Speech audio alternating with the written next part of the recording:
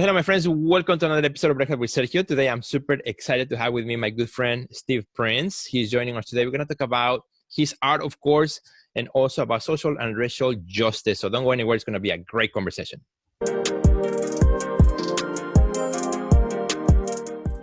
Indeed, Sergio. So good to see you, man.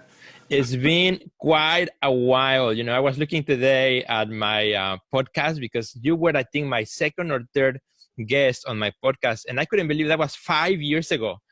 I'm like, oh my goodness, it's been a while. No, it's amazing how time flies, man. So much, so much is happening, but it seemed like it was just yesterday we were talking. So I know, and of course we have done other things after, in between that, we have seen each other, but it's been quite I think maybe a couple of years since we actually were next to each other and conversing and actually making art and things like that. So yes, it's such an honor to have you here. I'm always inspired by the things that you are doing on camera and off camera, and just following your work and the inspiration the trail that you leave behind of inspiration is great to follow. So I think our friends today will have also a great time listening from you. So very excited to have you here.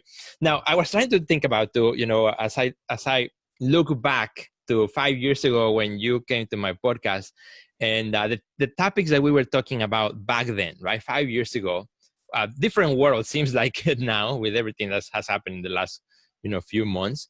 But you talk about the dirge. It's kind of like this idea of mourning and loss, right? Like something that we mourn for, but at the same time, it's not a place that we want to stay forever, right? And then right. you talk about, then there was like a second part of the movement of that, which was called the second line. And in that movement, you talk about also finding a place of renewal, celebration, kind of even beyond of this world, but looking after that and forward to that. And also you talk a lot about reconciliation, working in community. And the first question I have for you, Steve, how has those two topics or themes that is part of your philosophy as an artist have evolved or changed in the last 5 years, and particularly recently to what we have experienced in the world? Well, I think first and foremost, Sergio, I want to thank you for, again, allowing me to come onto your podcast and your program and to have an opportunity to share with the audience these kind of ideas and philosophical issues in which I've been grappling with for many years now. But when I think about that whole concept of the dirge in the second line, which I have adopted from New Orleans as the philosophical foundation of my work, one thing is very keen about is that the dirge and the second line are items or ideas that are operating at all times. I don't remember, but if I liken that same idea of the dirge and the second line very much to the prodigal son story. And if we were to interrogate that story that Christ tells, that parable that Christ tells, of a son who asks for his inheritance prematurely and he goes off and squanders it. One of the cathartic moments of that parable is that son's return home. Right. And when he returns home, of course, he asks to be relegated to the level of the servant, but the father doesn't. The father reinstitutes him as son. And so there's something really powerful within the nature of that story that Christ tells that I think is also embedded within the idea of the dirge in the second line. This is an everyday story. What's going on right now is not very different what was taken 5 years ago, 10 years ago, 15 years ago, 50 years ago. Right. And we can go back in time in history. One thing I've always challenged people about when I think about this idea of history is like, you let me know which decade was better than a decade, whatever decade that we can go back in time. And you will find that each decade had its challenges. And I think that we are just confronted with our challenges of our time. And so the question or the call that comes before us as Christians, as believers, as people, as artists, as whatever you may call yourself to be, is like, what are you going to do in the face of those challenges? And so that idea of the dirge in the second line is that philosophical foundational elements in which I deal with, because it gives me the tools and the understanding that the dirge is here, it's present, it's around us. But it also gives me the hope within my heart, knowing that there is a second line to come. And it's not just based on or codified by the concept of that one must die in order to receive that. It is one we can receive it while we're alive. And so there are so many setbacks, but there are so many things and so many victories that are won every single day. Right. And, as we look at this moment and all the stuff that's going on in terms of COVID, that is a dirge. And we think about the racial tensions that woke back up within our nation. That is a dirge. But then when I see the second line of it is that people are diligently working together across the nation, around the world, and trying to find new ways in which we interact and new ways in which we do this work on how do we do it together. There's a political activism that's woken up within our nation, and people are being more involved in trying to think about what can we do on the local level, on the national level, or international level. And then I think about this whole issues circulating around social justice. What I love the most in this moment is seeing the diversity of the people that are there, that are standing in the streets, that are holding signs, that are looking in the mirror very hard, that are interrogating those ways in which there's certain biases that they may be embedded within the way in which you do the everyday, that are interrogating those deeper issues that are within our families, within the fabric of our nation. And that's what we're confronting right now. So I see it all connected. Yeah, exactly. I mean, it's not like something that you walk in and you walk out, or you enter and you exit, but it is part of the life that we have, part of the common experience that we all have anywhere in the world, right? The different experiences that we have. For friends who may not know your work, or may not have come across, your story, can you give us just in a few lines, a bit of your story as an artist, how you became an artist, and how you became to also become so interested in the topics that we're talking about today? I was born and raised in New Orleans, Louisiana. And there I went to Xavier University of Louisiana for undergrad. And what's particular about the institution, that is an HBCU, which stands for Historically Black College and University. And the beautiful opportunity that I had as well going to the institution, not only being an art major, was that I was a student athlete. And so I look at the world through that lens as well. And that I had a basketball scholarship, and so I was able to go there, as I tell people, pay for school by throwing a ball through a round hole. And so it's really, really break it down. That's exactly what you do. Yeah, I guess so. You get to stay in great shape. And so that was that experience. And then for grad school, I went to Michigan State. And it was in grad school, that's where I really began to concretize the philosophy in which I'm working with. This idea of the dirge and the second line being a philosophical foundation of my work, that didn't come about until I would say about 15 years ago that I really started to adopt that. But before that, my work still was focused on the African-American experience. How can you make art, and what can you make the artwork about as it begins to speak of a realm of authenticity? And so I just begin to just speak about my authentic experience and things that I see, things that I think are important.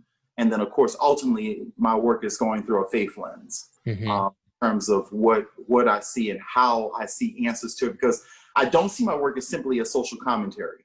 It's not that.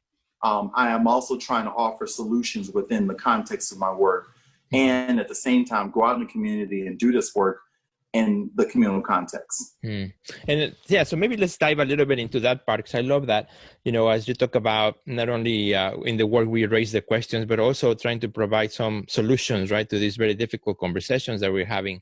And not only in the visual realm, but also yourself as an artist who loves to work with people. And every time that I think of you, I think of the times that we had together, and it's always been great times. Like we know each other for the longest time, and we can, find each other maybe next week in somewhere in a conference, and then all of a sudden it's like we were just talking the other day, right?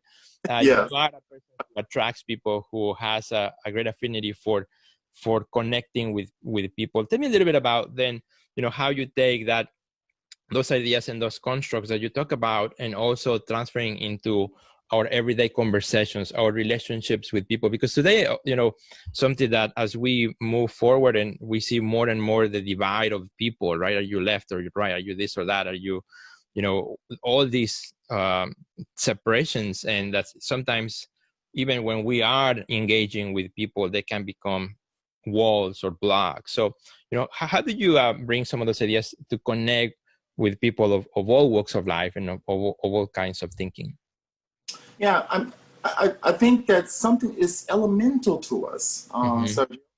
And one of those key things is that we all are connected by the blood. Yeah. You know, every single one of us has this blood flowing through our bodies, and we're all virtually the same, same creatures on this earth. And there's some differences, of course, in terms of cultural upbringing and traditions in what you basically partake in. But you cut me, I cut you. It's blood. Right. Yeah. And hopefully, there's enough compatibility. If I'm losing mine, you can give me some of yours, Right. And we can help each other to continue to live, and there's something deeply symbolic within, even in just saying that, depending on your blood type, that blood can actually help others. And I just so happen to be a universal blood donor. I'm O negative. And the crazy thing about being O negative is that I can give to everybody, but I can only receive from O negative. So that's an interesting kind of construct. I can be this universable sacrificial kind of person that can give to everybody. You are quite wanted. Yes. At the end of the day, you want to be able to give and give freely without worrying about compensation, and that's where I kind of work out of. And I got that kind of learning and that kind of rearing in my household. Come from my parents and from my mom and the work that she did within the community. From my siblings and so forth. So that's the kind of family structure we had. And our door was open, our table was open. And when people came to our house in like that good old Southern home, you come to the home, oh, baby, I wish you'd have told me you were coming and I would have prepared such a, the next thing there's a feast that appears, Yeah. That's like, man, if I told you I was coming, what you would have done, But that's what I grew up with. And so you come to my house right now, I will basically serve you a feast and pull from wherever scraps and whatever is there, whatever is in the storehouse, it will come out on that table. Now, I would also like to give a shout out for the museum where you're working at right now, for our friends who also might want to check that out. Can you tell us a little bit about the museum and where is it at and what's your role there at the museum? Absolutely. I work at the Muscarelli Museum of Art, and it's located on the campus of William and Mary. Give you a little bit of a historical context. William & Mary is the second oldest university in the United States after Harvard University. Okay.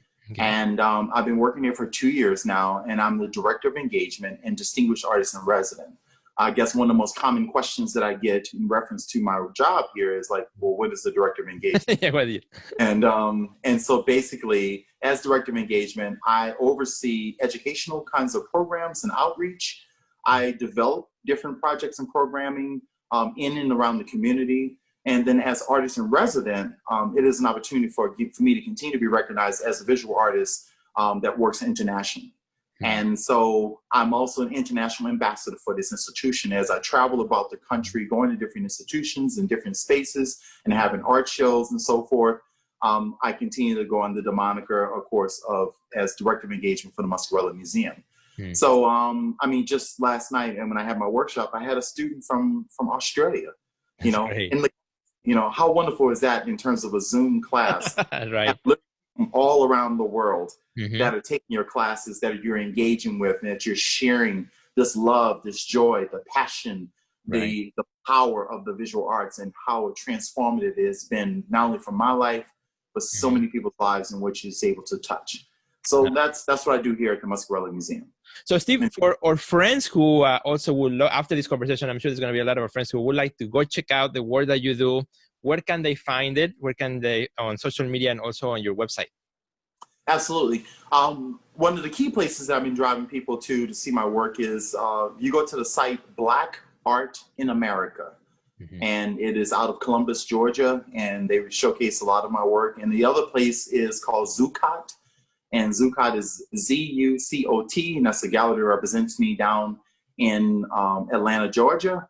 And then the third place that I would push people to is Stella Jones Gallery down in New Orleans. And matter of fact, I have an exhibition that's up right now at Stella Jones Gallery. That's a 3-person show. And folks, if they're in the New Orleans area, want to see that work, please head on over. And then tonight, I have an opening with another college called San Joaquin Delta College. That is in California, and we'll be having that opening. That show will be up for a couple of months.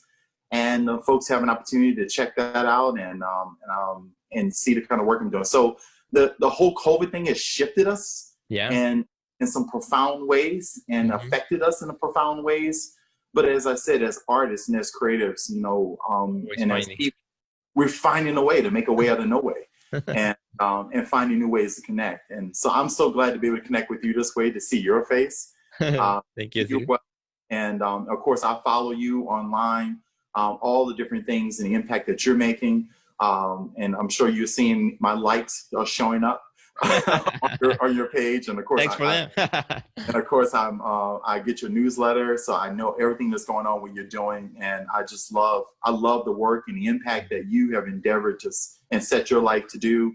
And I'm so thankful for our friendship, and I'm so thankful that we are warriors out here in the field, you know, using art as a tool to reach communities and to transform communities and transform. Exactly. Steve, thank you so much for your time. I want to say to all our friends, if you enjoy this conversation, well, two things. First of all, make sure you go and you find Steve. Go and find him on social media, on the links that he shared. I will post them also in the description of this video so you can find them, easily click there.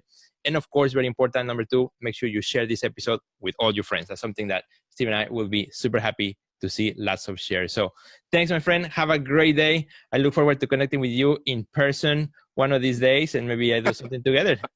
Yes. Take care. Yeah, peace and blessings to you, man. And I look forward to that time we can break some more bread together. Absolutely. Take care, my friend. Goodbye.